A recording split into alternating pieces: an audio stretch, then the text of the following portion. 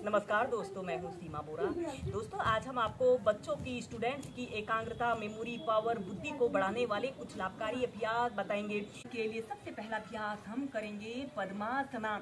ऐसे ही सबसे पहले दंडासना की पोजीशन पर आपने बैठ जाते हैं। अपने राइट पैर को उठाकर लेफ्ट थाइज के पास और लेफ्ट पैर को उठाकर राइट थाइज के पास ऐसे रख लेते हैं।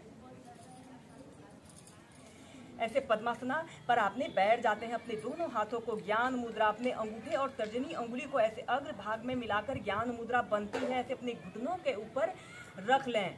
ही इस पद्मासना को कम से कम 5 से 10 मिनट सुबह के समय और शाम के समय कीजिए। पद्मासना को ब्रेन बूस्टर योगा के नाम से भी जाना जाता है। यह अभ्यास को करने से हमारी एकाग्रता बढ़ती है, चित्त की चंचलता दूर होती है।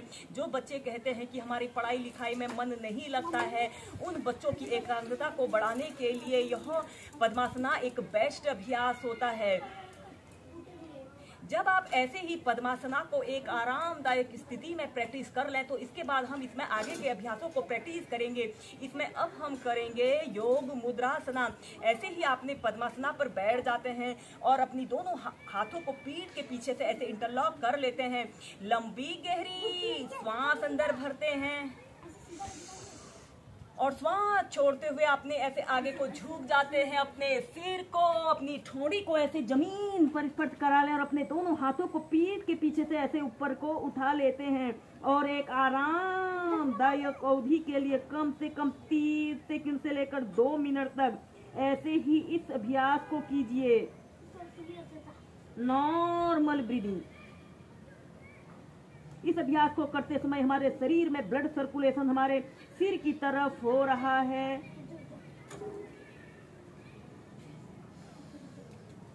श्वास अंदर भरते हुए सीधे ऐसे 2 से 3 बार कीजिए। दोस्तों, इसके बाद हम करेंगे वीरासना, जिसे पर्वत आसना भी कहते हैं। यह अभ्यास को करने से हमारा शारीरिक संतुलन सुधरता है। अगर आप पद्मासना को अच्छी तरह से प्रैक्टिस कर लेते हो तभी आप इस अभ्यास को प्रैक्टिस कीजिए। सबसे पहले आपने ऐसे ही पद्मासना की पोजीशन पर ऐसे बैठ जाते हैं और फिर इसके बाद आपने अपने शरीर का समस्त भार अपने घुटनों पर ऐसे रख लेना है। अपने शरीर का समस्त भार अपने घुटनों पर ऐसे रखते हुए धीरे धीरे किसी एक वस्तु पर अपने ध्यान को केंद्रित करते हुए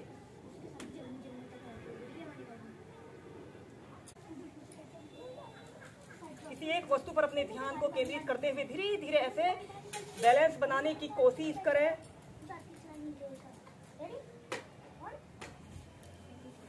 ऐसे अपने दोनों हाथों को प्रणाम मुद्रा बना लेते हैं। स्टार्टिंग में इस अभ्यास को आप 10 सेकंड होल्ड करके करें। नियमित प्रैक्टिस करने से आप आसानी से बैलेंस बना सकते हैं और फिर अपने दोनों हाथों को ऐसे प्रणाम मुद्रा बनाकर ऐसे अपने पांचों ऐसे कान के पास सटाते हुए ऐसे अपने ऊपरी शरीर को ऊपर की तरफ स्ट्रेच करते हैं। Normal breathing. किसी एक वस्तु पर अपने ध्यान को केंद्रित करते हुए इस अभ्यास को कीजिए। दोस्तों, बच्चों में, स्टूडेंट्स में इतनी फ्लेक्सिबिलिटी और स्ट्रेंथ होनी चाहिए कि वह इस वीरासना को प्रैक्टिस कर सकें। यह अभ्यास एकाग्रता को बढ़ाने वाला बहुत अच्छा अभ्यास है। इस अभ्यास को करने से हमारे घुटने काफी मजबूत बनते हैं। जिन लोगों को अक्सर हाथ पैरों में कंपन की शिकायत होती है के लोगों ने भी इस वीरासना को प्रैक्टिस करना चाहिए। और फिर इसके बाद आपने अपने दोनों हाथों को ऐसे प्रणाम मुद्रा बना लें और फिर ऐसे नीचे।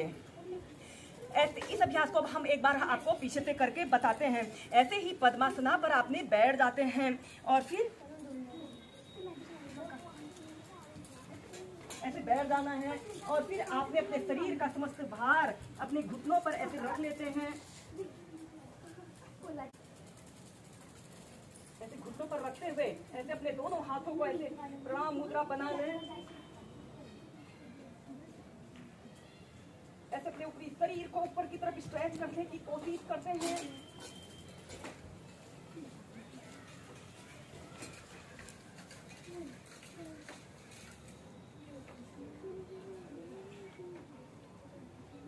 और फिर धीरे धीरे नीचे।